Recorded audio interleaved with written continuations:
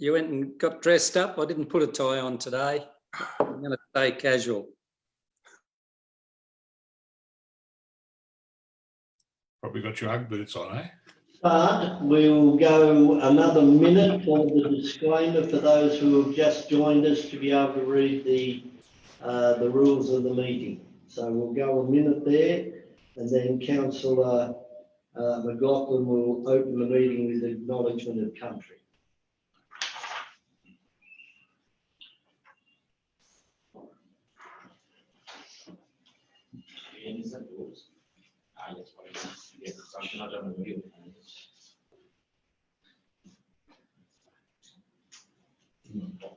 Today.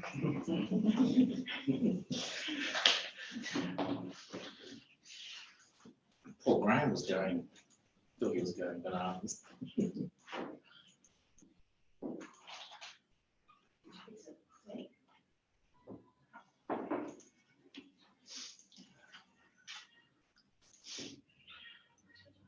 I have Scotland in the way.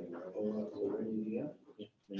All right, thank you. And Councillor McLaughlin, will you open the meeting with acknowledgement of country, please?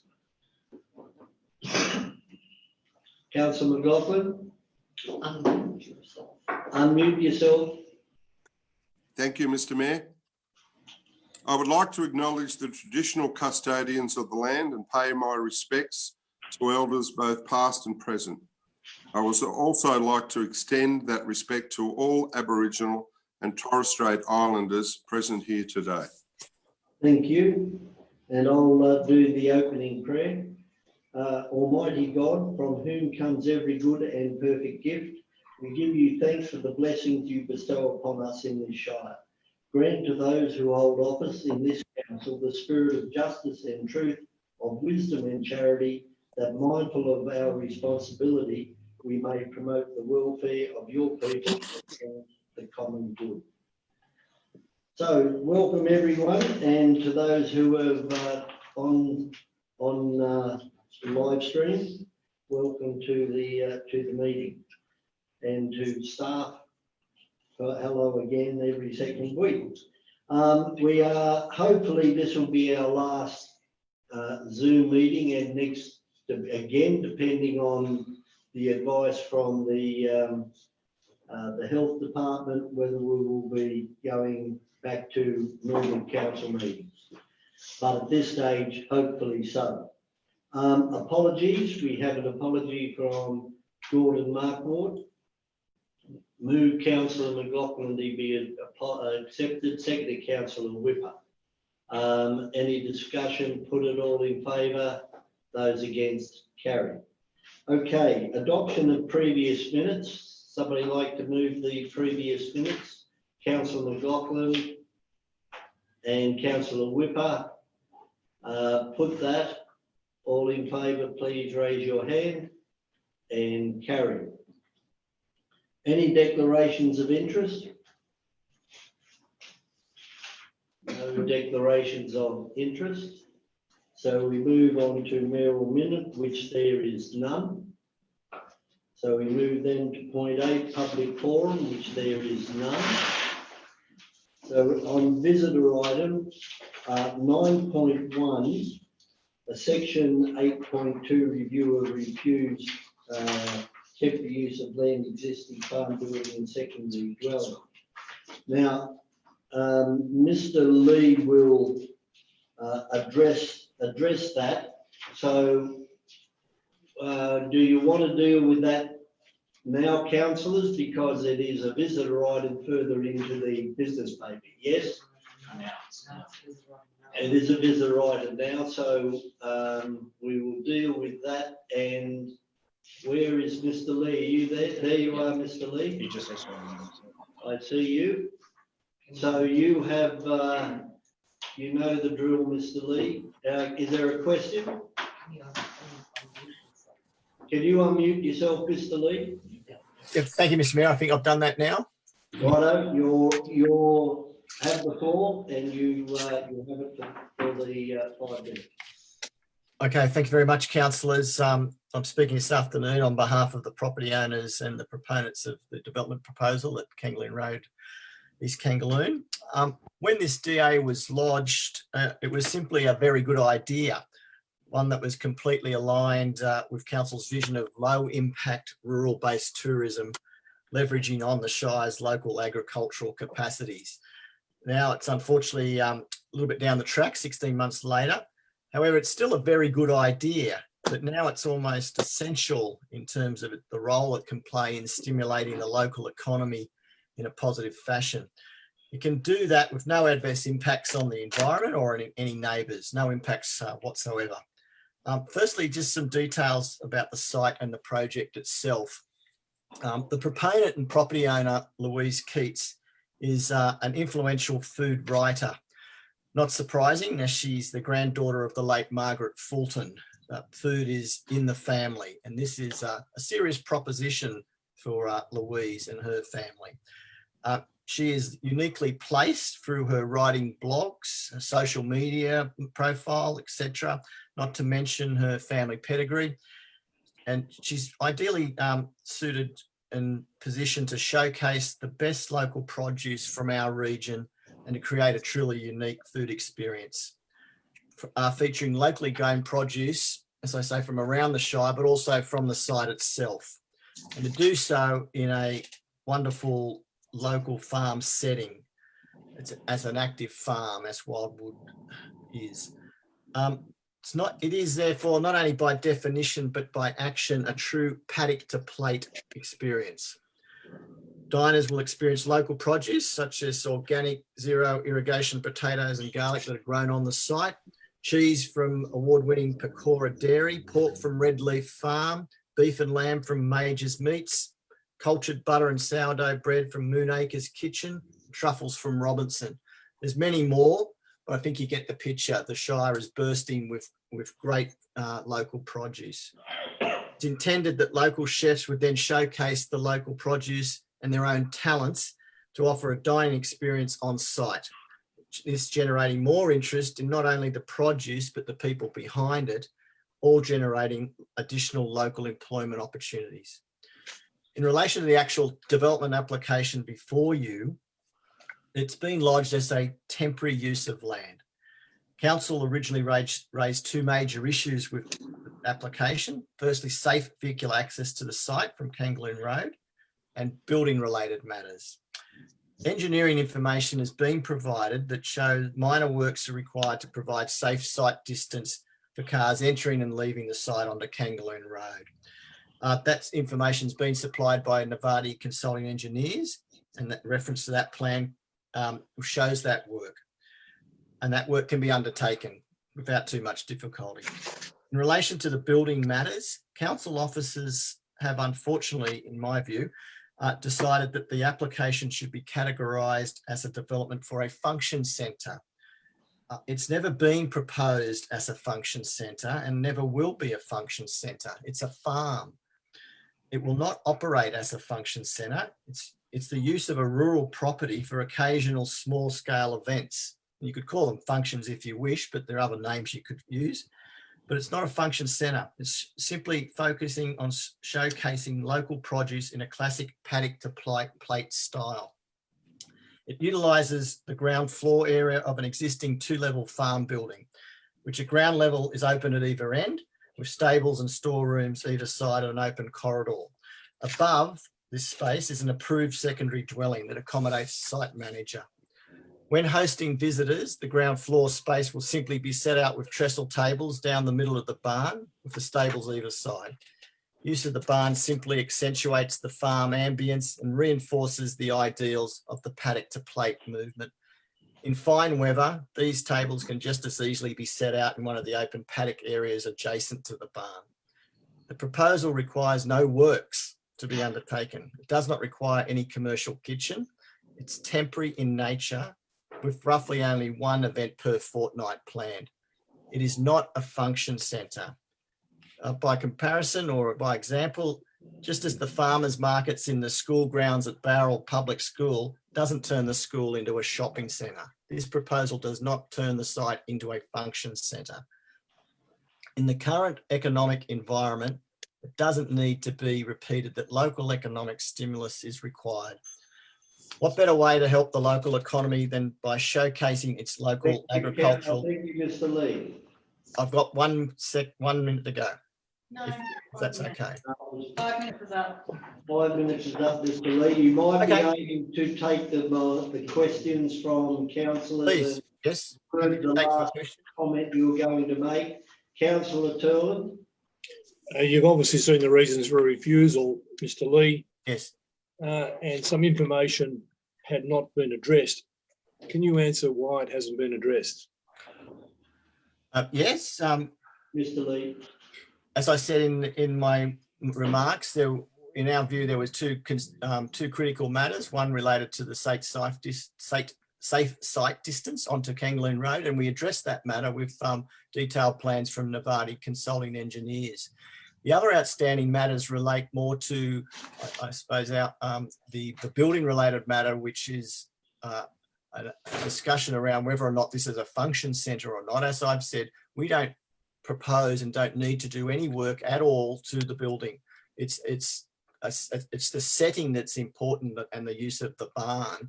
The barn, we're not using the barn as a function centre. It's simply a place to be, and we don't see that it changes the categorisation of that building at all.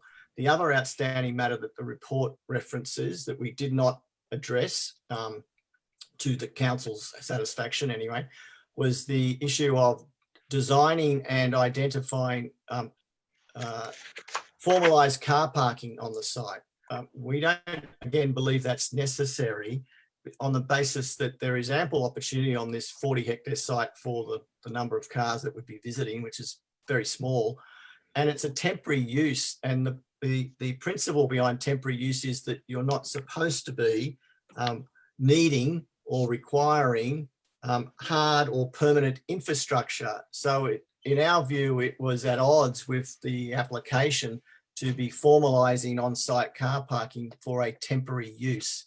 There's no doubt that the site can accommodate some on-site car parking. It's not short of space, but we didn't see that it was necessary to formalise that with hard stand areas and line marking as council wanted it done. Thank you, Mr. Lee. Councillor Scandrett, then McLaughlin. Question for Mr. Lee. Mr. Lee, those matters that have been raised, if an approval was given which conditioned that they had to be finalised to council's satisfaction, would that be a workable way forward? Oh, well, speaking on behalf of the owner, obviously an approval would be a positive step forward, most definitely. The form of those conditions, well, then we would have to, I suppose, review those. And if it was seen as a viable way forward, well, then yes, we would accept the conditions. If the conditions were too onerous in that respect, given the temporary nature of the approval, well, then it's a decision for the owner to make as to whether or not they took that up. The 3 points you've raised were the ones I was talking about. We'll go on to Councillor McLaughlin. You unmute yourself, Councillor McLaughlin. Thank you, Mr. Mayor. Good evening, Mr. Lee. Mr. Lovely. Lee, Mr. Lee, I have some sympathy with this, and it's nice that they at least came to council to ask permission, not like a lot of others that just start. Anyway, the question is, on the temporary use, didn't you ask for 3 years temporary use? Is that correct? That was the application that was made, councillor. Yes, correct. And the other thing is, if this isn't approved tonight, there's still an opportunity for your these proponents to come back to council with another development that suits council staff. Oh, council, I suppose that's always open to the proponents to come back again. As I said, it's taken, unfortunately, a little bit of time to get to this point. Obviously, we are responsible for some of that time, and council's responsible for some of that time. We'd just like to get it resolved. I suppose in the current economic environment, times may be of the essence, so getting something approved and up and running quickly would be to everybody's advantage, we believe. I think you understand the constraints of council though. Thanks, Mr. Lee. Yes, right, well, we're getting into comment.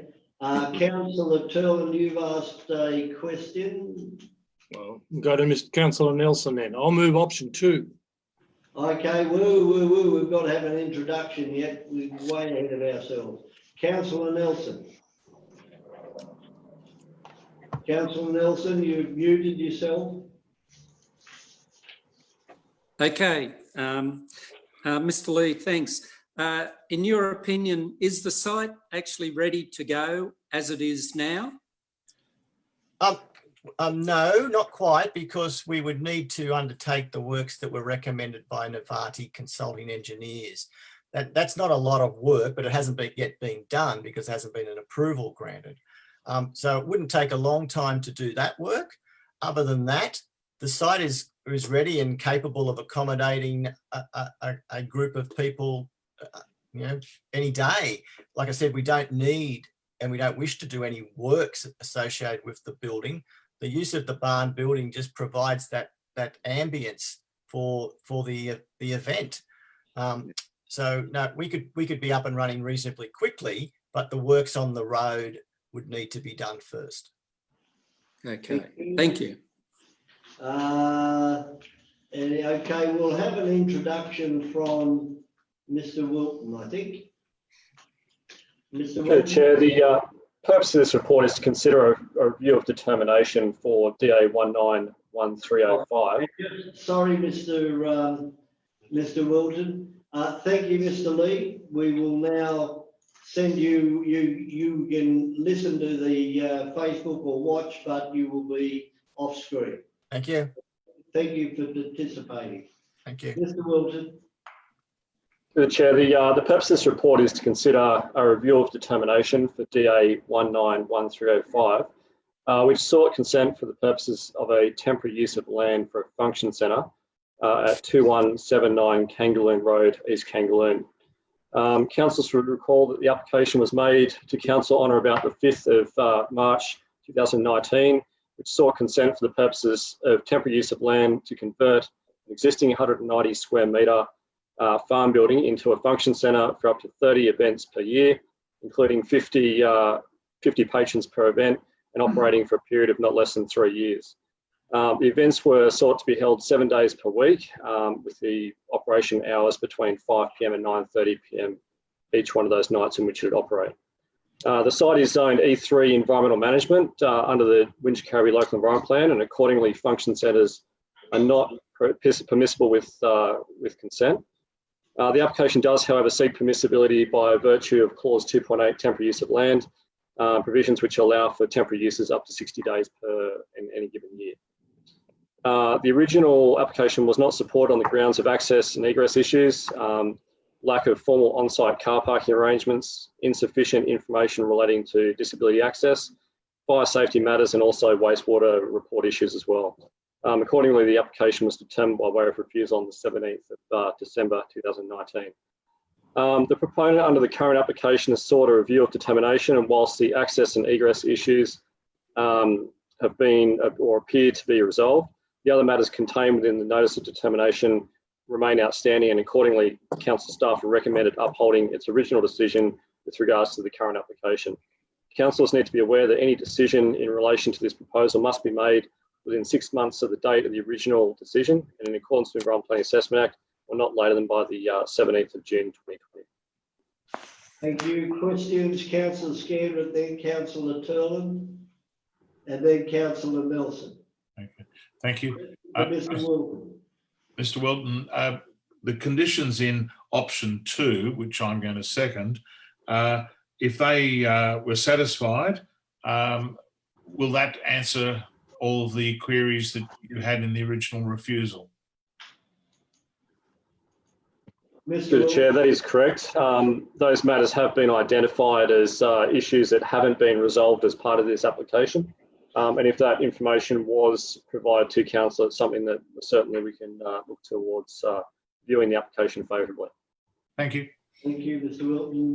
Councillor Turlin, then Councillor Nelson, then Councillor McLaughlin. I think the question's been answered. I was going to ask anyway. Thank you. Councillor Nelson. Thanks. Yes, Mr. Wilton. My question relates to the car parking on site, and if they can't provide the car parking, does that make council negligent?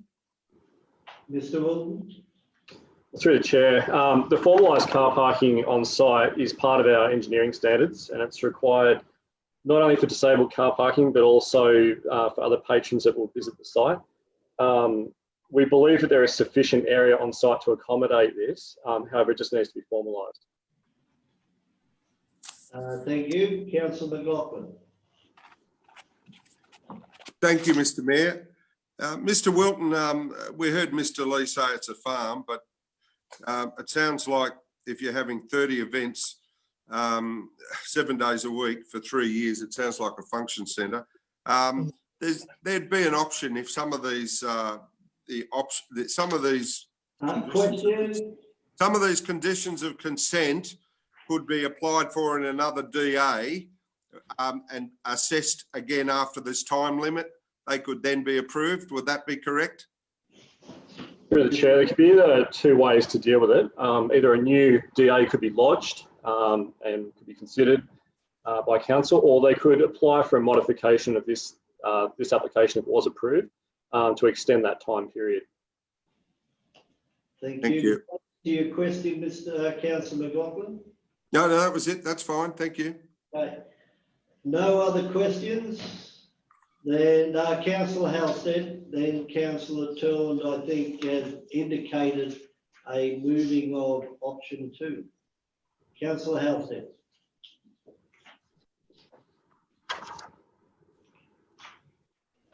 You've gone, Councillor Halstead. All right, I'm on air now. Sorry about that.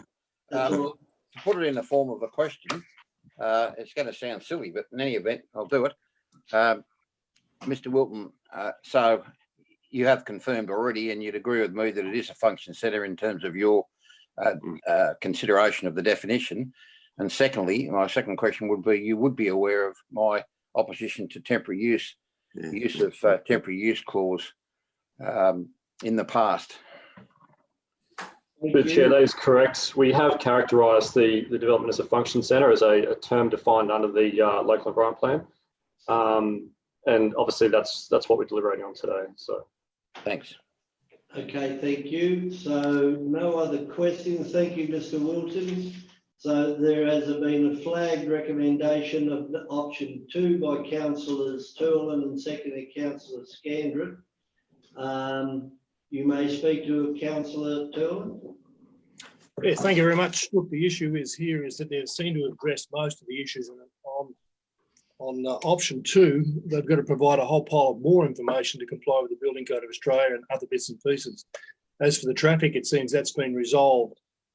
Just to clarify one section also, it says 30 events a year. They can have under 2.8, 52 events, I believe, no, 60 odd events a year under the temporary clause 2.8. So we're only going for 30, not we, they're only going to go for 30. So I think the opportunity there is that we can address all the other outstanding issues that are flagged by council staff. And if the applicant doesn't wish to do that, it'll all fall apart and nothing will happen. But if they do provide that information, it's a good thing, and possibly, it's another attraction for the Shire, which is desperately needed at this point in time. The biggest issue I see here is traffic. It seems to be dealt with. So if we can at least give them a shot to provide the rest of the information required under the Food Safety Act and so on, the VCA and NCC matters and so on, I think we've got a positive outcome. Thank you. Thank you. Somebody to speak against or move an amendment, or we just going with this? You can't move an amendment. Councillor McLaughlin. I'll move an amendment, which is the recommendation that from staff. By a seconder. I think It's a direct negative. No, I've just got an official that it's, I haven't read it. It's not a direct negative, so that can be moved. Do you have a seconder? Councillor Nelson. Yep, I'll second it. Okay, you're seconding, councillor. The debate. You can speak to it. Sorry, who's speaking to it? Councillor Nelson? No, you are. Oh, okay. Yeah, look, thank you, Mr Mayor. Look, I have some sympathy with this, but like Councillor Halstead, I have concerns about the use of this temporary use provision 2.8. I appreciate we've got to get business going, that's fine, but there are a lot of businesses in the Highlands that operate in the right zoning, that do operate this type of, restaurant type of thing. So, I think they've got a perfect opportunity to come back and address all the issues that our staff have addressed here. And according to Mr. Lee, it's possible for them to do that. They've got a time constraint on this, which means we have to deal with it now. Pardon me. I think you can call, you can dress a pig up and call it something else, a farm, but it really is a function centre. And that's something that's been addressed by staff as a function centre, and they really have to comply with the issues with regard to that. Otherwise, I think we open Pandora's box for anyone to just go out there and do things willy-nilly without all the right conditions, whether that be proper parking for people with disabilities, proper toilets, all those facilities. I'm sorry, they need to be addressed. And that's why staff have come back with the recommendation that it be refused. Now, I'm happy to vote and support it once council staff have had a look at this and they've addressed some of the issues that have been raised. Thank you. So speaker 4, that is councillor Scandrick. Now, before we go on,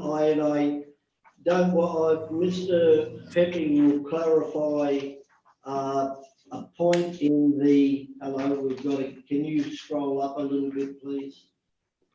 What section were you in? In number 2. Number 2. I'll ask Mr. without getting into the debate, for Mr. Pepping to make sure you're aware of that point too. Mr. Pepping. Thank you, Mr. Mayor. I've just added in there for the maximum of 3 years, issue a development consent for a maximum of 3 years, to be consistent with all the other temporary uses for function facilities. So that would be in the that would be in the motion as opposed to the amendment.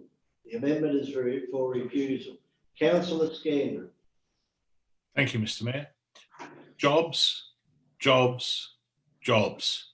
Here we are coming out of 3 major negative events: drought, then bushfires and COVID-19.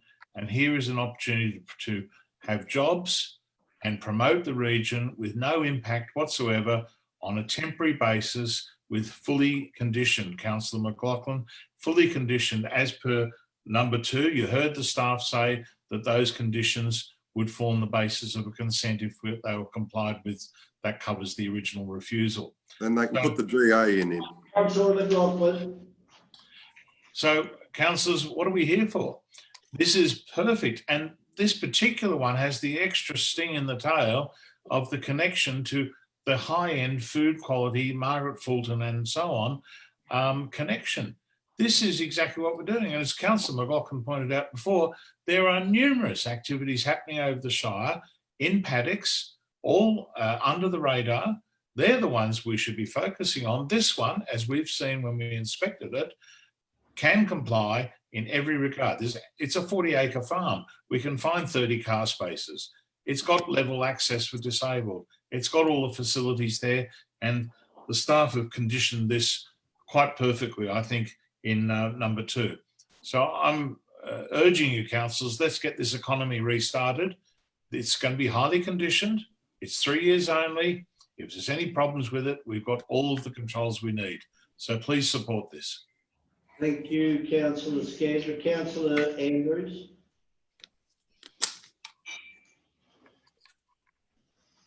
Councillor Andrews. You're on mute, Councillor Andrews. You're on mute. Will somebody go? He's no right now. Is that right now? Yeah. Yep, you're away. I apologise, Mr. Mayor. Thank you. Look, I'm always, or on most occasions, prone to support this type of development. My initial thoughts were to refuse, it irks me that a number of conditions that were presented and caused or brought about the refusal in the first instance weren't addressed in this most recent proposal. So I've slightly changed my mind to support the deferral, but the main cause of concern to me is the parking. Just to wave around and suggest it, which it wasn't, but I assume that that's what Mr. Lee was talking about, that they can park in the paddocks and not formalise the parking. It's just not on in my mind. So I hope if they wish to continue through deferral, they fix these conditions up. Thank you. Thank you, councillor Andrews. Any other speakers? Councillor Nelson. Thanks, Mr. Mayor. Look, I didn't go on the inspection, apparently. I don't remember the inspection. But could I seek clarification in regard to bushfire and the site and possibility of car access being caught up in the event of a bushfire? Well, it says there that it went to the RFS, and the RFS had no problems, no issues with the application as regards to bushfire. I'm just trying to find it on the. But there is no problem in relation to. Okay, thanks, Mr. Mayor. Page 10. How far down? Oh, it's up the top there. Third paragraph. Third paragraph. Thank you. Right, so it meets water and RFS. All right, well, before you speak, councillor Turlin, I'm going not to support this. I'm going to support the amendment. I believe that the number of issues that are on pages 12 and 13, Absolutely. to be fair, I don't think I've seen many more comments from staff for refusal. There has been requests for information all the way through. I'm not against the application as such. I mean, but as Councillor McLaughlin has said, they have every chance of resubmitting, and they've heard what council requirements are. And I don't think that council should be giving a deferred consent when there are so many outstanding issues. And as Mr. Wilton said, they can put in for a review of the DA after they have complied with the recommendations that they're going to have to do anyway. So they're not going to be open. I hear the argument about jobs. Well, jobs will be available to make the place compliant. So at this instance, at this point in time, I'm supporting the amendment. And Councillor Halstead. Yes, thanks, Mr. Mayor. Look, already we've heard Councillor Scandrett go on about it complies in every respect, in every regard. Well, I'll tell you what, you ought to have a close look at, and I would have thought he did have a close look at the traffic problems at that. What is a combination of a vertical curve and a horizontal curve, and quite dangerous situations. Look, I agree totally with this report that's been done by the staff, which, as you know, I don't always. But the point is that we've got to make a stand against these willy-nilly all over the Shire. I think this may be one of the better ones. But however, I'm not influenced by names of people from the past or connections or anything else. It's all about road safety as one issue. It's, in fact, to me, it is the issue, together with other conditions which are not going to be complied with, or certainly haven't been proposed to be complied with, albeit they may be down the line, or it's thought about that. But I'm fundamentally opposed to the whole bit to do with temporary use of properties for any use. And, I'm not going to resolve from that. I've read the cases in the courts. Some have heard, I think, but that's beside the point. There's a pretty substantial case in the Hawkesbury one. And, this whole Shire could be ruined by temporary uses. The approval of temporary uses all over the place. there's people that actually conduct themselves in a way in terms of making applications for legitimate developments in areas where they're zoned appropriately, and this one's not. Thank you. Well Thank you, said. Councillor Halstead. Your right of reply, Councillor Whipper. Thank you, Mr. Mayor. Just listening to the debate, I am leaning towards the amendment because this application, I think its only passage is through section 2.8. It's if it's a function centre, then it's not permissible in the area. I think there's some definite issues in terms of traffic and the location. So I'm a little bit, I think we're sending out mixed signals to the community. I thought we had a position on 2.8 and we were moving forward. And Mount Ashby is a classic example of that. So I'm just concerned that if we approve this, we're sending out the wrong signals. And I think in this instance, I'll be supporting the amendment. Thank you. Thank you, Councillor Whipper. Your right of reply, Councillor Turtle. You go to page 17 of the plans. It shows you how they were going to egress and the site. It's quite clear. And if you go to page 19, it shows the potential of a guest parking area on side the property next to the barn. So they have addressed some of the items that needed to be addressed for entrance and exiting. And then the other items are really to comply with the Building Code of Australia. And then the other items that deems to be required by the council staff. So by deferring it, allows them the opportunity now to provide the information that's been requested. You know, we've been banging on about COVID-19 causing trouble everywhere, and people and council staff and everybody is saying, well, we can't do that right now because of COVID-19. It then puts everybody in the back step, council staff alone in the same position. So these applicants could, or maybe should have, but could have provided the information if we weren't tied up with COVID-19. You've got to remember, every one of the consultants have been working at home in the last 3 months. So, you know, this is not giving them a consent. It's a deferred commencement to provide the information as requested and controlled by the staff. And some will probably also be Sydney Water, I imagine, because it's in a catchment zone.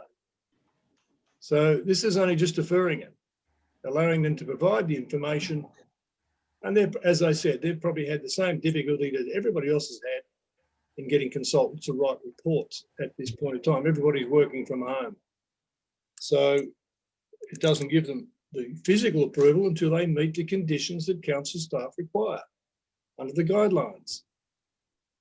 And 2.8 allows them to do 60 events a year by memory, and they're only asking for 30, half of the amount of events, and only up to 50 people on site. So it's a chance of giving them a go without them taking us to court possibly and wasting public money again. Thank you. Your turn. Okay, so we have the amendment. I'll ask all in favour of the amendment to please raise your hand. That is Councillors Whipper, Gare, Peter. McLaughlin and Halstead. 1, 2, 3, 4, 5. Those against, who are voting for the motion? Councillors Andrew, Nelson and Turlin. I declare the motion. No. And Scandrick. So it's for all.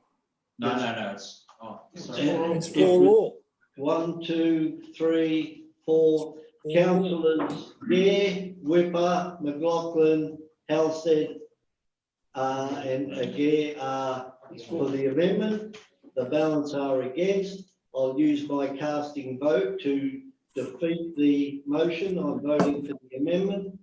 The amendment now becomes the motion. All in favour of the motion, please raise your hand. Councillors Halstead, McLaughlin, Whipper, Nelson and Gare. We now carry. We now moved on to 11.1, page 21. I'd like to move that way, Mr Mayor. Read out the against the motion being a planning review. Well, okay, for the previous motion, those in favour of the motion as put were councillors Gare, Nelson. I'm looking at the screen. Councillors there, Gare, Nelson, Whipper, McLaughlin and Halstead. And that's in favour of the motion that as was put. So the count was 5 votes. No, not me. 5 votes for the motion. Oh, and councillor. Not me. Not No, me. No, well, stop waving your hand around. Yeah, it's written. Against, please. For the motion was councillors Gare. That was, the amendment was lost. I put the motion. The motion that was carried in the final vote was voted in favour by Gare, Melton, Whipper, McLaughlin and Halstead. 5. Those against was Andrews, Scandrett and Turland. Right? So that was the voting pattern. We move on to 11.1, Mount Gibraltar property matters.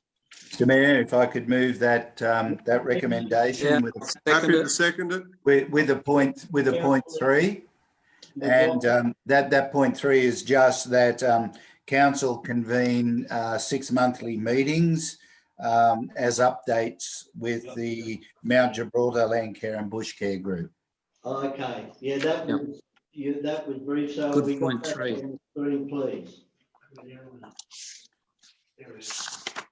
Yep. Okay, you're happy with that, councillor Whipper? Yep, that's good. Thank you.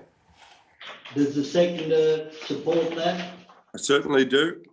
Okay, and I put that. All in favour of the recommendation, please raise your hand so we've got it all. Carried unanimously. We now move on to 11.2, lease of office mobile. Move that way, Mr Mayor. Mount Gibraltar, let me read it out so it's the minute taker's got it all. Mount Gibraltar Radio Facility, Part 22, Oxley Drive, Barrel, moved by councillor Nelson and seconded by councillor Halstead. Any discussion to it? And I put it, all in favour, please raise your hand. Right. Carried unanimously. We move to 11.3, renewal of existing license agreements for the telecommunications facility, 232 Oxley Drive. So moved, Mr Mayor. Second. Councillor Nelson. Second, councillor Nelson. Put it, all in favour. Please raise your hand. Carried unanimously. 11.4, page 37. Planning proposal to reclassify lot 1B 1246-504 711. Councillor Scandrett, seconded councillor McLaughlin. Is there any discussion? Councillor Halstead, you got a question? Yeah, it's a question only. I'm just wondering what the purpose of this one is. I don't recall any specific background on this, but I may be wrong. Can someone just give me a quick rundown on why this is happening? Right, we can do that. Mr. Mooney, you're there. Yes, through you, Mr Mayor, thank you for that. Councillors, the purpose of the report is to essentially reclassify what was formerly a road that was closed back in 2018. Subsequent to the road being closed, it was then classified as community land. The purpose of the planning proposal is to ensure that the road or the closed road is reclassified and is consistent with the adjoining lots that make up 7 to 11 Burgess Street. Well, just on that one then, through you, Mr Mayor, it makes you wonder why someone must have specifically moved that be classified as community, because it normally happens under the Roads Act closure that it be operational. So someone on the council must have made a move to have that originally classified as community. It's rather strange. Through you, Mr Mayor, the requirements of the Local Government Act are that upon the creation of a parcel of land, a council must make a formal resolution to have the land classified as operational, or it therefore is essentially defaulted as community. And in this case, this is an administrative oversight. At the time the road was closed, there should have been an additional recommendation made to classify the land as operational. As that resolution wasn't included, it was then defaulted to community. Yeah, I'm gathering that that's pretty what I said before. It's all about the Roads Act as well, you know. Thank you. Thank you. Any other questions to Mr. Mooney? Councillor McLaughlin? No, that's good. All right, so we've had it moved and seconded by councillors Scandred and McLaughlin. No Put it. debate that I put it. All in favour, please raise your hand. Carried unanimously. We move over to page 55. 49, that's 11.5, draft public memorials policy and public memorials policy guidelines. I think we should have an introduction on this. Second. I'll second it. Who moved it? Moved. Councillor Whipper. And councillors Andrews. You want an introduction? You want an introduction on it, or are you happy with it? Sure. No, happy with it. Okay, no debate. Okay, nobody wants to speak? Then I will put it. All in favour, please raise your hand. Councillor Andrews, that is carried unanimously. We move to 11.6, public exhibition of draft place-based strategy. Are you having an introduction on this, Mr. Mayor? You want a, You had it the other day. Rachel, Ms. Ford, can you come forward, please?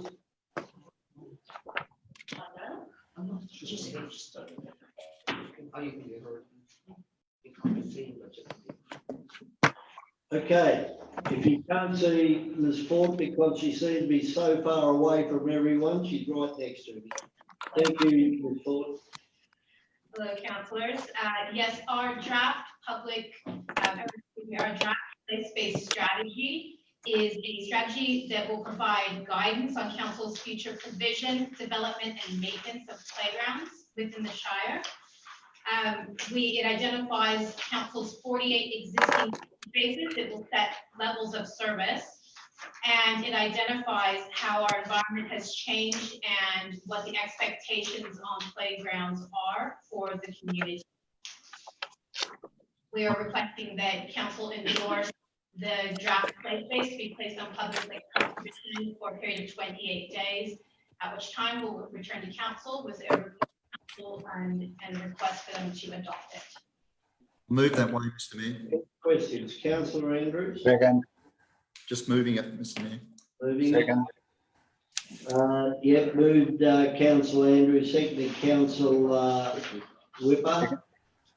No question, councillor Scandred? Question? Thank you, Mr. Mayor. Could I just ask what the exhibition strategy will be for this, please? Say, repeat. Could I ask what the exhibition strategy will be for this, please? I'm hoping that COVID-19 restrictions are eased. Okay, how will it advertise? Page 57 of the report. On page 57 of the report, it is our intent to advertise this on our Your Say Minjakarribi webpage. We'll also be posting notices at the Civic Centre and in the libraries. Unfortunately, we will not be able to hold a face-to-face public forum as of the COVID-19 restriction. However, we will be posting notices also at the playgrounds themselves and posting flyers at various locations such as our schools and preschools in the Shire. Yes, but Mr. Mayor, COVID-19 restrictions are rapidly being lifted. Theatres will So be. what? Then the staff will react accordingly to the restrictions as they are lifted. Thank you. Until they are lifted, we are obligated under the guidelines. Councillor Howstead, That's all right. I'm trying to turn my are you my audio off. Okay, look, we had a presentation last week and I think the staff, and if you drive around our playgrounds, I think our playgrounds are extremely good. This is going to reduce a few numbers if the recommendations are carried when it comes back off exhibition. But to the staff, well done. Thank you. And the playground equipment in the Highlands is just getting better and better as the years go on, as far as I can see. And as the use by dates of some of the unused playgrounds to a great degree, if it's carried, will go, we'll go back to open space, but the playgrounds will get better as time goes on as well. So, okay, put the Councillor Whipper. Mr. Mayor, thank you. Yeah, and thanks for the presentation. I'll be looking forward to the community input on this this proposal as well. My only concern is, and I accept that some playgrounds may be defunct, and we're talking about disposing of those. I'm concerned that that there may be the opportunity of losing those public spaces, though. So I'm hoping that there are alternative uses that will be proposed for community, such as community gardens and the like, public spaces for exercise, not necessarily playgrounds. But I'm sure that'll come through in the community response as well. Thank you. Thank you, Councillor Whipper. We could make them off-leash cat areas or something like that. Yeah. Councillor McLaughlin, then Councillor Nelson. Thank you, Mr. Mayor. Look, just on that, Councillor Whipper makes a good point, but I think there's still an opportunity. Councillor Nelson talked about still an opportunity for kids to kick a ball around in those areas. I mean, as long as we maintain them to a certain level, I think having the high level playgrounds is a better result. But I don't see these disappearing or council selling them. I just think that I'm hoping that's the case. Am I correct there, Rachel? No, it's not, definitely not part of the debate. I don't want that to even be whispered out there. The council might think of, No, I'm just trying to put that to bed. Exactly. Fair enough. Councillor Nelson, then. Thanks, Mr. Mayor. Look, I don't think Councillor Whipper meant to say dispose of.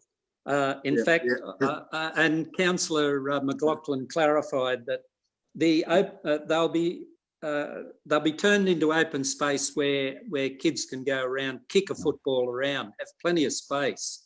And what council is trying to do is to better use the facilities where they've been identified for different parks, particularly for children with disabilities. So I think this is a step forward, as was the previous. They're both out on public exhibition. So this place-based strategy and the previous one was also important for public exhibition. So the community and possibly the press can help us also get this out to the community. Thanks, Mr. Mayor. Thank you, Councillor Nelson. Any other speakers? Councillor Scandrett. Mr. Mayor, I'll watch this with interest because I'm not sure that the public are going to embrace this in the way that we thought. And I certainly have concerns about reducing outside equipment, even though it's aging, when we're trying to get kids off the couch. But also, we've still got 9 outdoor fitness centres across the Shire, resolution from last council, still to be constructed, and in all of the major towns and villages. So there might be some opportunity to cross-fertilise that, because I could possibly say to you that with the appropriate equipment added, they might be suitable for family fitness there. Anyhow, let's see what happens when this goes out. I'm very concerned about any loss of amenity, and I'm certainly concerned that we aren't addressing the large demands of our children at this time. Thank you, Councillor Scandron. Councillor Andrews, do you want to write a reply? All good. It's a good report. Well done. All right, now I thank you. Put the recommendation. All in favour, please say aye. Or Aye. unanimously. Aye. Thank you, Ms. Hall. 12.1, page 60. Move that way, Mr Mayor. Applications determined from the 28th of April to the 25th of May 2020. Move Councillor McLaughlin, seconded Councillor Nelson. Nelson. Any discussion? Councillor Housestead. Yes, look, I'm concerned about a number of these, not a huge amount, but there were just, again, so many examples of extraordinary lengths of days involved in terms of processing them. I realise not all of them are the fault of the staff, but I'm suggesting also they're not the fault of the applicant. You know, when I see something here like, 500 odd days is ridiculous, 516. And then the other ones that concern me will be 292, 171, 419. I mean, I just want to make an observation there, that's all. And I think... Yeah, no, you've got a point. And during the lockdown, I had a chat with Mr Wilton about these, and it was giving the staff, because they were hard to deal and most of them had been refused. But I'll ask Mr Wilton to make comment. Mr. Chair, a significant amount of our assessment effort has been placed into getting these applications that are over 100 days off the books, and that's why they are coming through the system now. Where there's been applications that haven't provided the relevant information that were requested, we're basically providing a courtesy 7 days notice to have that information supplied. If it's not supplied, then we're determining the applications by way of refusal and getting them off the books. So that's why councillors will be seeing a lot of these applications now coming through the system. Thank you. So you're following on from Councillor Halstead, because it has been an issue with council on this term of council. It's been one of the sticking points. You're happy with the process and the way things are moving along, Mr Wilton? Good Chair, absolutely. We're putting in pretty much every effort that we can to basically get these numbers down. And I'll be giving a briefing session to the councillors shortly in relation to statistics that we've got at the moment that we're able to achieve. I think that would be much appreciated after hearing what Councillor Halstead has said. Thank you. Councillor Scandron. I was just thanking Mr Wilton for that briefing. That's going to be most interesting. Thank you. Okay, so it's been moved by Councillors McLaughlin and Nelson. No discussion. Councillor Andrews. No, I'm just supporting. I'm voting. All in favour? Yay, carried unanimously. Thank you, Mr Wilton. Stay there, because we're moving on to applications received. 12.2 from 28th of April to the 25th of May. Moved. Councillor. Yeah, I'll move it. Is there any questions or any number of items you wish to bring up? No? Then I put the recommendation. All in favour, please say aye or raise your hand. Aye. Okay, it's carried unanimously. 12.3, planning proposal for rezoning reduce the minimum lot size of 50A Woolmer Road, Motvale. We have a mover and a seconder. I'm happy to move it, Mr Mayor. Seconded Councillor McLaughlin. Any questions to staff, or you're happy with it? Okay, I put the recommendation. All in favour, please raise your hand. It's a planning matter. Carried unanimously. 12.4, demolition of fire damage dwelling and construction of new dwelling at 587 Argyle Street, Moss. I'm happy to move this, Mr Mayor. McLaughlin, seconded Councillor Nelson. Is there any Heritage item. Yep. Then I put the recommendation. All in favour, please raise your hand. Aye. Already got the hand up. carried unanimously. It's a planning matter. 12.5 draft committee menu. So moved. New councillor Whipper. Is there any seconded councillor Andrew Nelson? Is there any discussion to it? Then I put the recommendation. Everybody in favour, please say aye. Aye. Aye. Carried. 16.1, page 129, minutes of the Finance Committee held on the 20th of May 2020. Somebody who was at that meeting like to move them? Councillors McLaughlin and Andrews. Is there any discussion on the minute? No. And put it, all in favour? Aye. Against, carried. Management and Advisory Committee report. Yep, move that way, Mr Mayor. And seconded councillor Councillor Whipper. Is there any discussion on them? Put them, all in favour? Aye. Against? Carried. 17.1, questions with notice, 16/20/20 Station Street alternative parking at Mittagong. The question has been answered. The recommendation, somebody like to move? Councillor Scandrett and McLaughlin. You've got a question, Councillor Scandrett? Yes, Mr Mayor, my question actually said, what is the cost and the breakdown? Even the cost's not there, but it's in our budget. Could I have comment on that, please? Mr Paul? Through you, Mr Mayor, as Councillor Scandrett is well aware, the Council's draft budget and operation plan for 2021 includes a budget of $1 million for this particular proposed car park.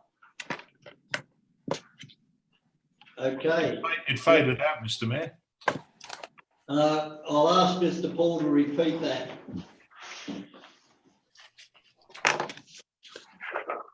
Councillor Scandrett, as you're very aware, as participating in the draft budget and operational plan discussion, there is a provision in the 2021 draft budget and operational plan for an additional $1 million to fund this work. Thank you, Mr Paul. Why didn't we just say it's budgeted at $1 million in the answer? Well, that wasn't a question. I'm sorry, it was. The cost. The question was the breakdown, and Mr Paul has given you an overall figure of the cost. Mr Mayor, the question says, could the General Manager advise the cost and breakup? Well, I haven't provided the answer, but I've now given you a verbal response that confirms what is already out on exhibition to the public. It's $1 million. Well, thank you, Mr Paul. Mr Mayor, in the recommendation, it be noted that the cost is a high-level estimate of $1 million. Thank you. No, you'd have to move that. I have moved it. Then you've got to get a second. There is a seconder, and I'm adding to it that the high-level cost Seconded by is anticipated to be $1 million. There you go. Councillor Turtle. I've already moved the recommendation, Mr Mayor. No, it's Okay, already there, Mr. and will you accept that costing to be put in? No. Or will it be an amendment? Okay, it's going to have to be an amendment. I don't understand what all the concern is. It's actually exceeding the $1 million. Yeah, it's in the budget, yeah. What's the problem? I don't know. It's fascinating. All right, thank you, through the chair. Councillor McLaughlin, it's your motion, you have the right to speak to it. Well, all I've done is move the recommendation that's there. I'm happy with the recommendation that's on the page. Yeah, so the amendment was... No, it's back to front, Mr Mayor. I moved it with Councillor McLaughlin, and I know that the high-level cost is $1 million, right? And the... No, that's not what I seconded. Wait a minute, you correct Councillor Scandrett, you moved it, Councillor McLaughlin seconded it. You And then you cannot changed do an amendment unless you withdraw from the motion. If the second one is the one that the amendment, yeah, I'm happy with that. Yeah, but you can't move. I'll withdraw the motion in favour of the amendment. Thank you. Okay, Okay, does somebody wish to move the? Yeah, I'll move it. Councillor Nelson has moved it and seconded by Councillor McLaughlin that it be noted. Amendment moved by Councillor Scandrett and seconded by Councillor Turlin that it be noted and the cost being anticipated to be $1 million. Simple. Yeah. I'll just speak, Mr Mayor. Doesn't matter. Okay, Jesus. no debate. Yes, Mr Mayor, I'd like to make a comment.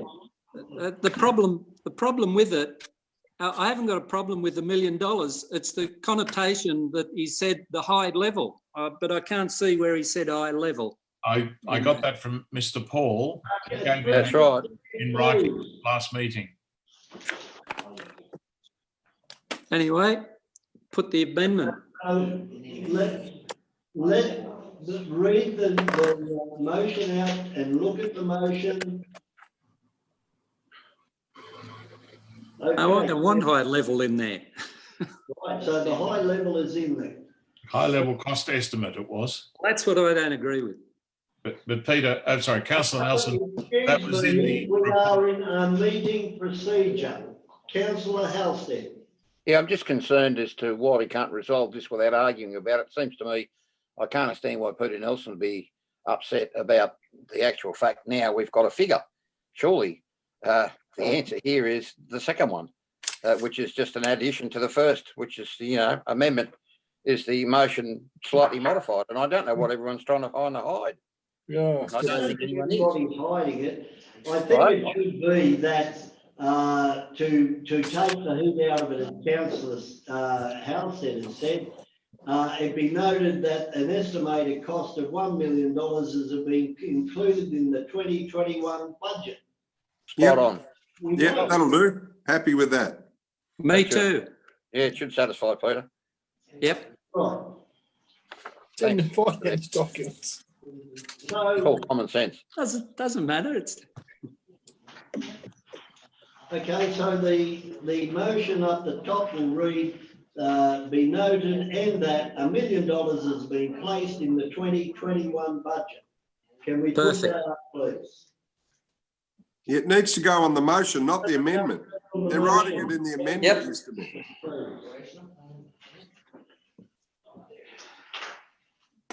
No, it goes on the motion. It goes on the Yeah. motion. Goes on the motion, not the amendment. I couldn't have that. Yes, and including the draft budget, and $1 million, and it be noted that $1 million has been included. It be noted that $1 million has been included. Right. Thank you. Don't need the amendment then.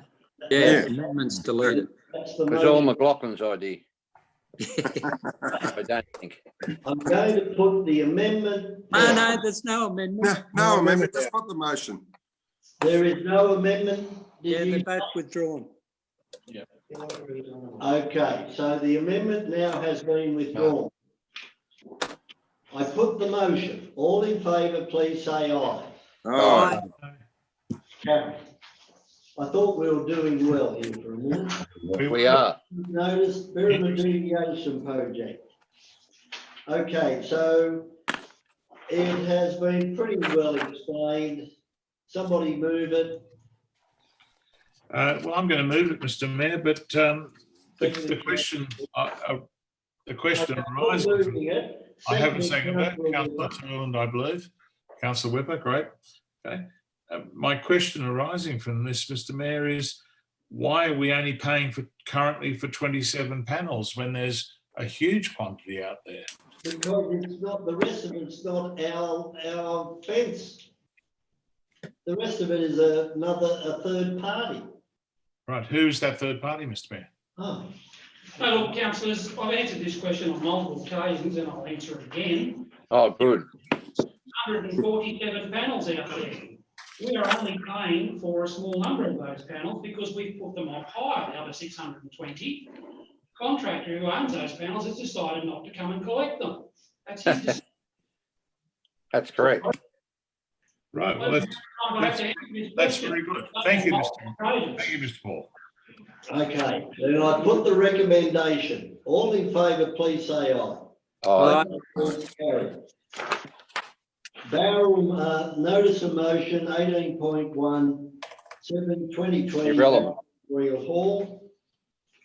So moved, Mr. Mayor. I have a seconder for this. There's nothing there to be moved. Well, I'm quite happy to just speak to it now, Mr. Mayor. No, he hasn't got a seconder. No need to. I believe I do have a seconder. Who? Okay, who's seconding? Councillor Turlin. Thank you. I'll move an amendment too, Mr. Mayor. Okay. What's your amendment, councillor? Yeah, I've given it to the secretary so she can put my amendment up. Ms. Richardson?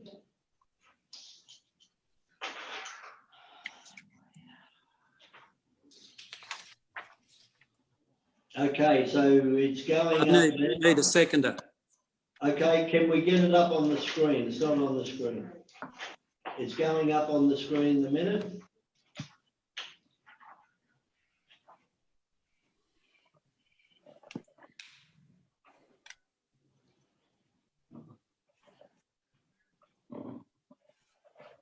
Okay.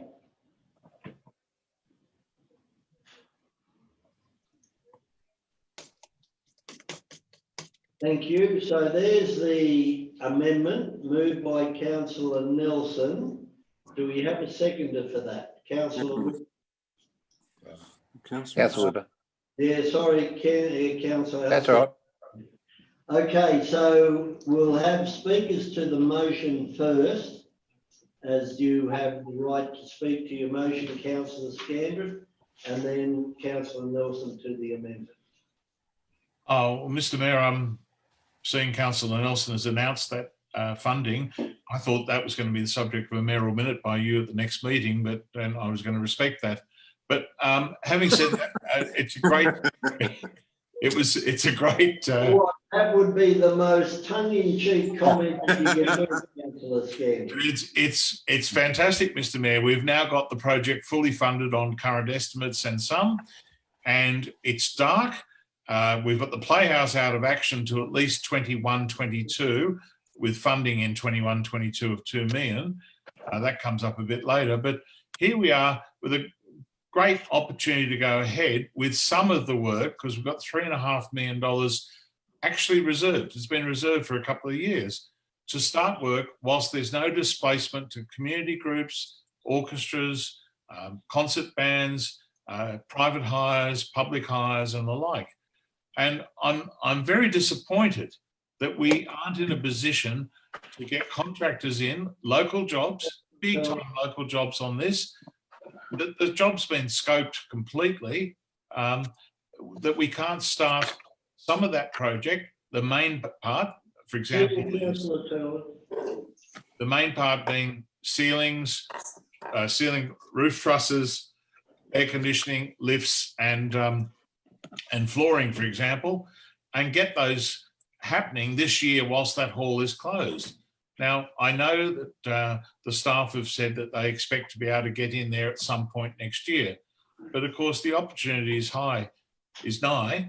And with the Playhouse closed, we've got nowhere to go. This should be fast-tracked so that our arts community and our general public can get in there as soon as possible, rather than next year we announcing, oh, guess what? It's April, we're cancelling all bookings, or May or something, and we're going to start the renovations. I really would like to encourage the staff through the GM to see what parts of the project can be done soon this year using that $3.5 million. Now, I know that the $2.8 million grant is conditional on it being staged and being able to be completed within time windows. And of course, we're very keen to get that sort of thing right. But Mr. Mayor, why can't we at least proceed with some of the heavy lifting on this in this year? It might be August, September before we get there, but I'd like to see whether we can do that. Councillor Turland, the Playhouse is a similar exercise where we should be rushing ahead on it. and we've got the skills and so on in the workforce in the Southern Highlands to do a lot of the staged work on this. So, councillors, that's why I put this question up, and that is that it be proceeded with. I'm quite happy to hear an amendment to replace number 2 to say that the staff, and here it is for Ms Richardson, that the staff examine opportunities to bring parts of the project forward ASAP this year. Thank you. Councillor Nelson, then Councillor Turlin, then Councillor McLaughlin. Thanks, Mr. Mayor. Look, the council staff will move with this, but you need to adopt the draft budget before we move with it. You don't build your house before you get approval from the bank with the money. And of course, we'd love to use local contractors. This will have to go out to tender, Mr. Mayor, and the local contractors get an opportunity to tender all the time, but they often they don't put in a tender, and when they do, often they miss out. So because they don't price it properly. So I don't know, and we've tried and encouraged the local contractors many a time. So I can't see why that can't happen. But Mr. Mayor, I think that the staff also are always looking for opportunities for grant funding, but the implication that they're not, and you know, to actually have to say that, I take objection to it. That's why I moved an amendment. So thanks, Mr. Mayor. Thank you, Councillor Nelson. Councillor Turlin, then Councillor McLaughlin. I can't see the amendment on the screen. So could you tell me, Mr. Crawford, why I can't see it? Well, it's right there in the middle of the screen. Not in mine, it's not. Gary, just check your view. Move the slider. Yeah, move the slider over. Anyway, while you're doing that, Councillor Turlin. Well, I suppose the question I've got, if I can, to staff is, when did you know that the money had come forward from the grants that we were told today? I can't see it on the screen, but 9 o'clock yesterday morning. that's great. It's good. 5 o'clock yesterday morning. No, 9 o'clock yesterday morning. 9 o'clock. Okay. Opening That's what I'm trying to say. That's perfect, because you couldn't answer that question here in this document because you That's didn't correct. know. So that's all I'm asking for. It's simple. Thank you very much. You've done well. You've answered the question. Yes. Great. Good. Pretty rare. Okay, Councillor McLaughlin, and then Councillor Halstead. I was just going to say well done to the staff, and I was going to ask for a comment from staff, but I see we're in debate, so that can't happen. But I think what staff have said here, confirm our funding strategy before we get started on this. I don't think we can rush it. And as Councillor Scandrett has been saying, you know, the lockdown is fast disappearing. I think before we get to September, all these things will possibly be open. So there's no point saying let's rush through and get this built, because, you know, there's a lot of process to go through, tenders, the whole bit. It's not as if we can do it in 5 minutes. No, I think we do this properly. Council's got a lot on its plate at the moment. I think this is a great result for this community, and it'll be fantastic. Let's get on with it, and I'm sure staff are going to get on with it as quickly as possible. Thanks, Mr. Mayor.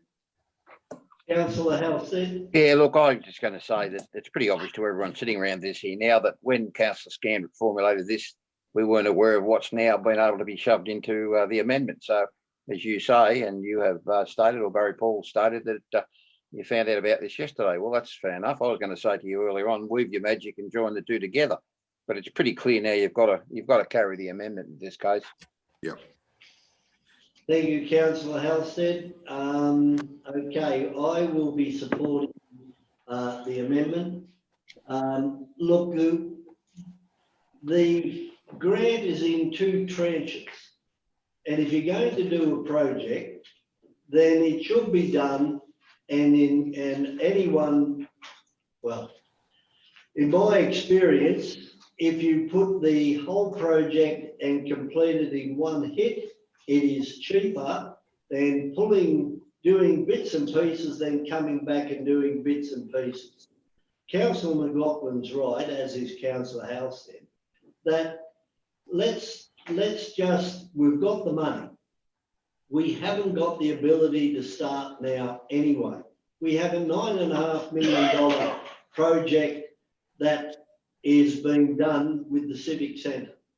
We have Perkins Street, we have Station Street going on stream. We have so much on our plate. And the sale yards, the tenders for the sale yards went out yesterday. We can only do so much as a council. We have the money. We know we have the money. Let's do it in succession and do a good job and do it once. Let's not go out there and then put out the contractors and come back again. Let's do it so the community are proud of it. You're right in reply, Councillor Scanlon. Yeah, thanks, Mr Mayor. Look, you nailed it when, which is what I was going to mention in summing up, that the government grant is over 2 years, so you can only spend one amount. And you also said that council has got a lot on its plate. We've got the Mittagong Playhouse happening, the Animal Shelter Reserve, and we've got community buildings, other community buildings that we're working on.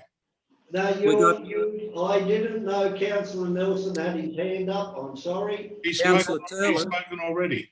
You will have. I'm summing up already, Mr. Mayor. He can speak twice, Mr. Councillor Scandred. He can speak for the motion and against the amendment, or against the amendment and for the motion. Yeah, so whichever one it is, I'm speaking. Keep going. We do this many a time, Councillor Scandred. Councillor Nelson. I don't ever get through. Thank you. As I was saying, Mr Mayor, you've got the Mittagong Playhouse. You've got the relocation and construction of the Animal Shelter Reserve once we get the land. We've got other community buildings we're doing. There's renewing roads and bridges, modernising the Southern Regional Livestock Exchange Centre, the regional gallery. It's all happening, Mr Mayor. So I agree with you to push one particular project and then have to come back and try and fix it up when tenders are being called, it won't work. So, Mr Mayor, that's why I'm putting in the amendment. And I did have a number 3, which I took out, which mentioned all those projects. Thank you. Thank you, Councillor Nelson. You're right in reply, Councillor Scandred. Thank you, Mr Mayor. We've had over $3.5 million reserved for some years for this. It's not a new thing in the budget. It's been there. We also scoped the works last term, Councillor Nelson, including design and so on. It's not hard to get this. It is shovel ready pretty much to a build in stages, which would suit the new grant. And I congratulate the staff on that again over its two years, because the project is in fact a number of pieces. In fact, the second and third tranche would probably lend themselves beautifully to the side and the front and the bar and kitchen and facade at a rough guess. The air conditioning, of course, upgrade would be easy to separate out part, but the work in the hall, which involves removing ceilings, fixing trusses in the roof, some work up above the stage, in front of the stage, and replacing the whole floor, are really, in my view, really good projects we could get on with soon, were the GM and staff minded to see if we could do those stages using the $3.5 odd million that's already there. It's already there and approved. And in fact, a lot of those works I've just mentioned would probably break up into pieces that don't even need to come to council for approval. They might be just literally able to be dealt with by the staff. Anyway, it's a way forward. I think a lot of people are watching this hall at a time when all our halls are closed, and a lot of gatherings have not been able to take place. Let's get on with getting this one fixed up for when the curtain lifts. Thank you. Thank you, councillor Scandrett. Okay, I put the amendment as moved by councillor Nelson and seconded by councillor Whipper. All in favour of the amendment, raise your hand. Councillor, I'm running as I see it. Councillors Andrews, Gare, Nelson, Whipper, McLaughlin, Halstead, Turley. Those against? Councillor Scandrett. I declare the amendment carried. It now becomes the motion.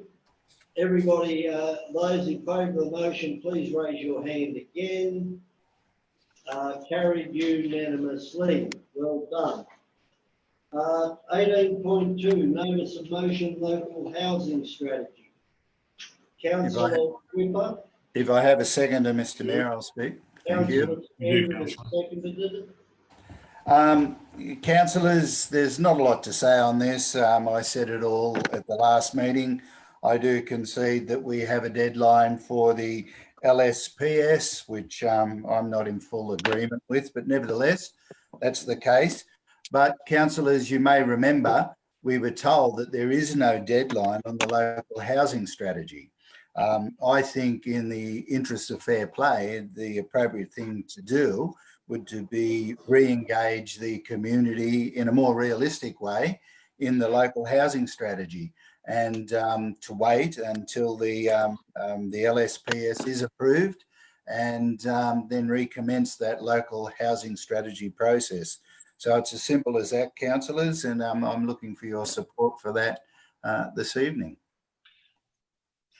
Okay, so as moved by councillor Whipper and seconded by councillor Scandrett, speakers for councillor Scandrett. Thank you, Mr Mayor. I'm supporting this because I have had, as other councillors have, concerns about the fact we were bulldozed into a timeline on this by the state government where our community was disadvantaged. There was no opportunity for proper consultation where an extension would have achieved that, where we will be able to meet again, maybe in the Memorial Hall, I don't know. But of course, the neighbourhood character statement is completely missing from all of this too. The fact that we are going into these strategies without any expectation of what they will bring in terms of what our community wants. So yes, let's put this message out there again. I know we've written to OLG. I know we've talked to local government New South Wales. I know we've written to the minister and all that, but we've got to put our position out there. Thank you. Speakers against? Yeah, I'll speak. Yeah, councillor Nelson against, and then. Yeah, look, I'm sorry, Mr Mayor, I can't support it. I'd nearly support number one, but I won't support 2 or 3. The council received 123 submissions from the community, so I'm happy with the number of submissions that we've received. And I've got a copy of the letter that you sent to Councillor Linda Scott, the President of the Local Government Shires Association, or Local Government New South Wales it is now. And I think that that says that you are writing to formally request your support and seeking an extension from the New South Wales Premier. So we've written to the Premier and the Minister for Planning, Rob Stokes, about the deadlines, and the resolution that was put up that we adopted before, that Council write to the President to support regarding the possible extension of time to finalise the local housing strategy. I think that the Minister and the Premier won't give us an extension, so I can't really support it. Thank you, councillor Nelson. Councillor Turland. We dealt with this on the 27th of May. We have a notice of motion. Should it not have been a rescission motion to overrule the motion that was approved on the 27th? They're very, very close. That is a fair point, and I asked the same question, but I will ask for a clarification. Mr. Pepper. Yes, through the chair, because this notice of motion only deals with the local housing strategy, it was deemed to be different to the previous notice of motion, which was to deal with deferring the local strategic planning statement and the local housing strategy. But we dealt with it on the 27th of May, the local housing strategy. Finished. I'll look at Councillor Turland. I am a bit with you. To me, it's a bit ambiguous, but it has been deemed to be permissible. And if you don't support it, then I suggest you vote against it. That is the way it's in the business paper.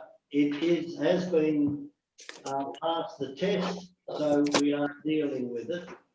But I happen to think the same way. This Councillor McLaughlin. Thanks, Mr. Mayor. Look, I'll support Councillor Whipper in this, even though I think we're not going to get much joy out of this. But you know, we can see the shutdown lifting all around us. Surely the government, the state government, can see it wouldn't hurt them to allow a bit of extra time for our, you know, for us to consult properly with our community. To do it under shutdown conditions really isn't acceptable. It's just not good practice. And so I'm sympathetic to what Councillor Whipper has put here. Look, I think we're going to get a no, but, you know, I think they should be realistic. Everything's opening up. The football matches are opening up. Pubs are opening up. You know, soon we'll be able to have gatherings of 500 people or more. I mean, why can't they just extend this for the period so that we can do proper consultation? So I'll support it. Councillor Howson. Look, I think this is just but another example of the manic rush by the state government to push all sorts of things, particularly with respect to any sort of strategy during a period of what is obviously effectively a community shutdown, which I find quite extraordinary. The fact that they've already jumped up and down and gone ahead with the first part of the local strategic planning statement, I'm inclined to think that we should give it another go. We'll certainly find out what the real story is when we get the answer, because I think you can predict it now. Am I surprised that there's this sort of thing going on? Not at all. This is the sort of thing that goes on with governments during periods of concerns. Thank you, Councillor Halstead. Before you have your right of reply, Councillor Whipper, I would love to support this, but we're going along with the. We haven't got a response back from the local government association. I have a feeling if we go again, we are going to have the chance of on fourth time. You're going to say how many times how many bites of the cherry do you want? And if they were to take our housing strategy away, then I don't know how we'll deal with that. I think we've had 3 goes and we've got 3 negative responses. I think we've got to take it on the chin. When you get the minister writing back, he's written back. He said no. The planning department has said no.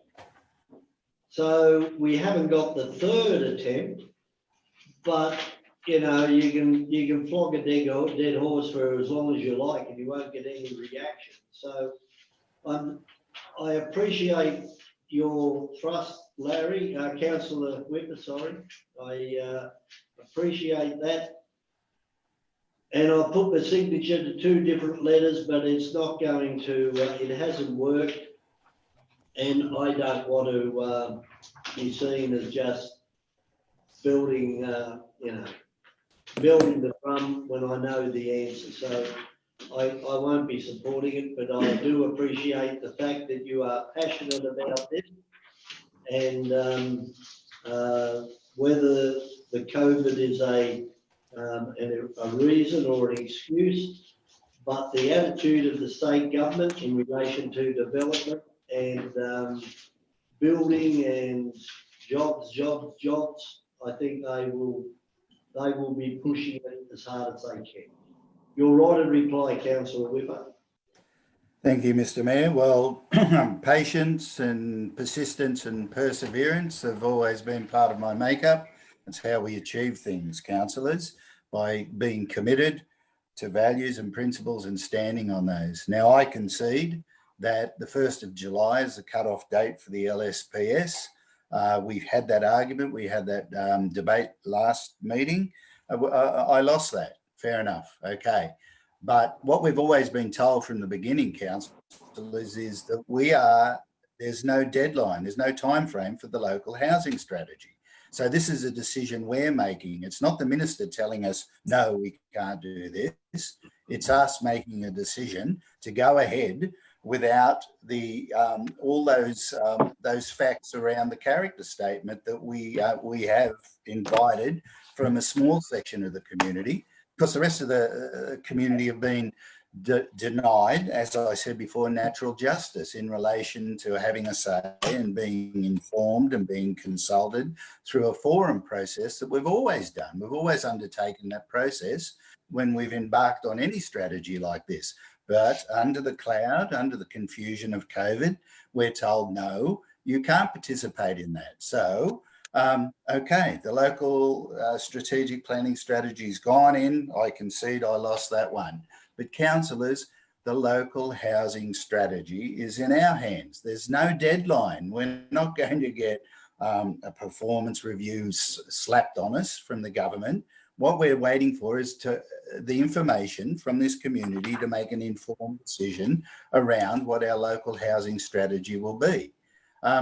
You know, I've been here 30 years. A lot of you, most of you have been here a lot longer than that, and you know that this community is passionate about the way it develops. They've had an investment in that over so many years. Our strategic plan, our 2031 vision, our 2030 vision actually outlines it. These things are critically important. So councillors, I'm asking you to take control of this on behalf of the community and allow our community to have proper input and participation in the local housing strategy. There's nothing to lose. And just to clarify, this is certainly permissible. This is not a direct negative. This is not a rescission motion. This deals particularly with the local housing strategy. At the last meeting, we decided, yes, we'd write to the local government New South Wales. This doesn't interfere at all with that. All this does is, I think, make it more a stronger position that we're taking as a council. So councillors, please allow this community to have their input into it as we've always done in the past. I don't see what the problem is. Thank you, councillor Whipper. So I put the amendment as moved by just a moment. motion as, no, there was no amendment. There's just a motion moved by councillor Whipper and seconded by councillor Scandrett. All in favour of the motion, please raise your hand. Councillors Whipper, McLaughlin, Scandrett, Halstead. Those against? Councillor, this is interesting. Councillor Gare, Nelson, Andrews, Turland and Gare. I declare the motion lost. That's for all, isn't it, Mr. Mayor? It was for all. That's right, you just said. Oh,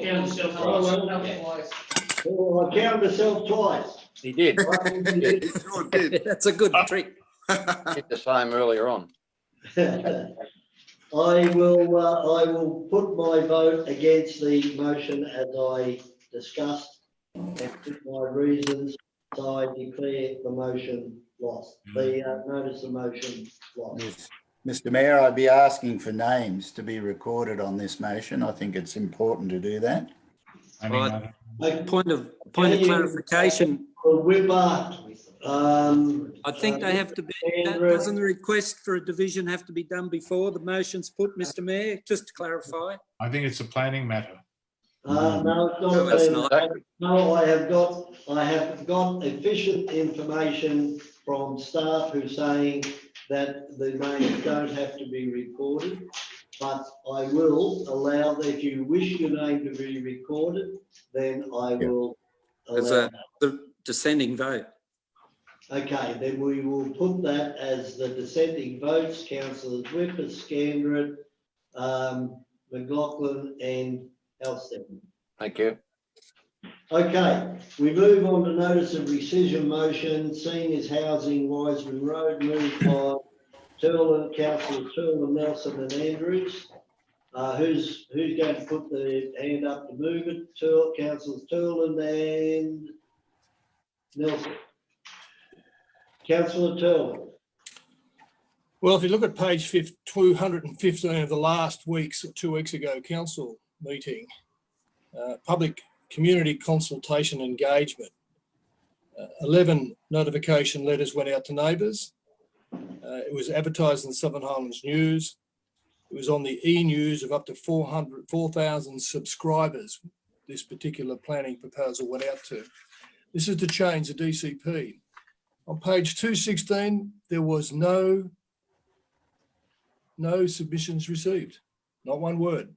Nobody was against it. And if you look at when the motion was put forward, back on the 13th of November 2019, this was to allow the DCP to be changed by council and controlled by council staff. If we did not control it, it would have been controlled by the planning department. They would have changed the DCP. We would have no control over it. And it was very interesting. At that stage, there was 3 councillors missing. One was Councillor McLaughlin. One was Councillor Markwood. And Councillor Andrews had a private thing he was dealing with. So 3 were missing. The people who actually moved the motion was Councillor Whipper to put it on public exhibition and Councillor Nelson. So in November last year, we said to the proponents, we'll put it on public exhibition. It went on for the time period as required. Nobody made any comment from the public. And then we tried to vote against it last week. Extraordinary. The people have spent their money and their time putting the planning proposal together, of which we said to them, go ahead. And the planning department said, go ahead. We wanted to control the outcome. And then 2 weeks ago, we say, no, we're not going to give it to you. Extraordinary. So the person who moved the motion on the 13th of November was Councillor Whipper, who was again moved the motion to stop it 2 weeks ago. So you can't have it both ways. You can't have it both ways. It's either on, and you could have tried to put a motion back in November, Councillor Whipper, to stop it, but you moved the motion back in November. Anyway, I'll leave it to you guys now to make the decision. But I think there's only one way forward to do the right thing, because the planning minister will take it out of our hands again if you don't proceed. Thank you, Councillor Turlin, but I do know that councillors can change their mind. Councillor Halstead, did you? Yes, look, I'm certainly going to declare my hand pretty quickly now, and that is that I'll support this, and I'll do it for the reason that it's called common sense. If you look at the process, it's very clear that from day one, the department's made it abundantly clear that they'll support it in terms of the process that's been followed to date. I've got no doubt that they will override whatever decision council makes, and in this case, probably some logic behind that. The other thing is, we won't have a DCP prepared by us for what the hell that's worth. I mean, that's another issue, but at least we'll have some input. But I'm pretty concerned about it in any event going down the line of the alternative. Am I outwardly in favour of all rezoning? Certainly not.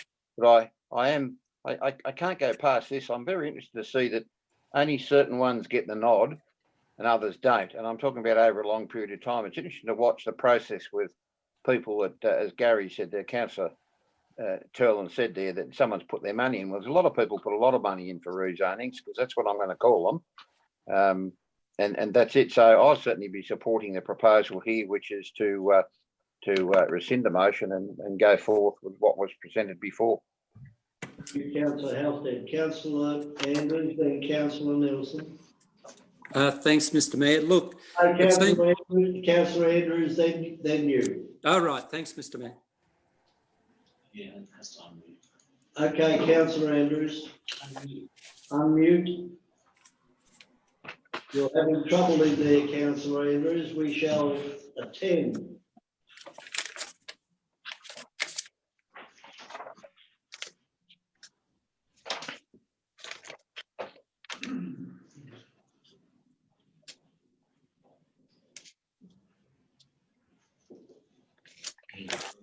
Sorry, Mr Mayor. Please, there's every chance we won't be doing this again, God. Yes, you're born photographic genius there, Councillor Andrews. Look, I believe staff, both in the briefing and earlier, were very cautious in their appraisal of, just going forward at the the state government have already given its tick of approval. We run the risk, as Councillor Halstead just said, of not having any say in the design of the built form in this development. So that's the reason I'll support this rescission motion. Thank you, Mr Mayor. Thank you. Councillor Nelson. Thanks, Mr Mayor. Look, it seemed like a good idea last council meeting to make a point on this one and to the planning department, but as you do in the heat of the moment, it's not always a good idea. And since we've received further advice from the staff, and it was unfortunate that we didn't get the staff input before we voted on it, but since the staff information came about, which Councillor Turlham pointed out to me as well, the issues associated with it, it is the right way to go to rescind this and then adopt the recommendation. Thank you. Okay, thanks. All right, so before you have your right of reply, Councillor Whipper. Yeah, well, look, just on principle, I'm going to stand against it. It seems that the state government bully us, rough us up a bit, and we roll over. Sometimes I wonder what we're doing here. Yeah, really. When it won't be too long now, will it? Before the state government take away all our planning powers, and they can just do what they want anyway without any obstacle at all. So I've never been afraid of a fight, and just on principle alone. And I think Councillor Turlham would know that to move a motion to go on consultation doesn't necessarily mean I agree with it. I'm not a pro-developer, unashamedly. I'm not a pro-developer. So those that might have that leaning, I can understand they might want to support that. But others of us might like to take our time and to judge things more independently. As I said, on principle, I'm going to go against this. Thank you. Councillor Whipper. Councillor McLaughlin. Thank you, Mr Mayor. Yes, look, I'll be following Councillor Whipper on this one. I can see the numbers and I see where this is going. I'm just glad that we're going to have a local housing strategy, which I'm hoping will stop this sort of spot rezoning that the department does on us, because they've taken this out of our hands. Back in the early council, when Pepperfield first came to council, way back in about 2006, Mr Mayor, if I remember correctly, council fought this. Yep, council fought this in the Land Environment Court and lost. That's the only reason it's there. It's bad planning. It was bad planning then, and it's bad planning now. To have people with disabilities and seniors living on the fringe of town, our planners tell us it's bad planning. We know it's bad planning, but we've been overridden. But I'm going to stay the course on this. There is a chance if we were to stand up to the planning department, maybe they've got to go back and ask the planning department to support them and move it through. I mean, I think they should know that we were against this right from the start, and that we've been, as Councillor Whipper said, they've just, overridden us. We're supposed to be the consent authority, and they've taken it out of our hands. And this is a bad move. So I'll be voting against it, Mr. Mayor. Okay, well, before you have the right of reply, councillor Turley, I'll be supporting the rescission motion. Councillor McLaughlin has given a good précis of the history of it. I'm not sure when it first came to council. Might be about 2004 or around that time. I know the planner who was here at the time. But anyway, we lost that, as you pointed out. I voted against the rezoning next door to it. We lost that. Went to the JRPP, overturned. It's been supported all the way through by the state in one way or another. And we are just going to, as been pointed out, we'll lose control if we're not careful. Maybe not, it's a gamble, but I'm not going to take that gamble. And again, we've got to accept the decision of the somewhere along the line, and I'll be supporting the rescission motion. I agree with like the previous one, I agree with the ideals, but I don't think it would work. Your right to reply, councillor Turley. This planning proposal was brought to us before we put a moratorium on any new gateway proposals. And that's where we are today, because we put a moratorium after this one went through the process. If this had come through after that, that wouldn't have gone through where it got. We now actually have endorsed to go out in public, and we have all the community consultation already back on the local planning strategy, which shows the land to the southern side of this land would be and could be turned into housing estates right up through Heritage Park Road and right through to the other side of the Christian school. So if they had not put their planning proposal in, it would have been indicated by council staff that this site would have been indicated for some sort of residential block. It's just that they put their planning proposal in before we had adopted to go out on public exhibition with a long time stretched planning strategy document, which we approved last week in principle. So what we've got at the moment is, I would say that Councillor McLaughlin's got himself in a position he's not going to be able to go into any retirement villages in this shire because he's put his name against every one of them. He's going to the Whitsundays, I I believe. think he's going to have to be Die with my on his boots on. boat You councillors. because that'll be the only retirement village he's going to get in this shire will be the boat in the back of somebody's yard. Now, as for the developer, I don't know who the hell they are, no idea. But Councillor Whipper, if you don't have people that go out and stretch themselves to do development, nobody lives anywhere. Nobody goes the next step. Now, that's not you. You don't take that step, but other people like myself and others do. But I've just been actually accused, in theory, of being a developer, in theory, and yes, I am. And there's many people on this council that are developers who have commercial properties and residential properties. But if you don't allow people to move forward, nothing happens. Nothing. You have to stop being a socialist and get out there and be a liberal person. Oh, jeez. I'll leave it with you. You debate the issue, not the man. Okay, I put we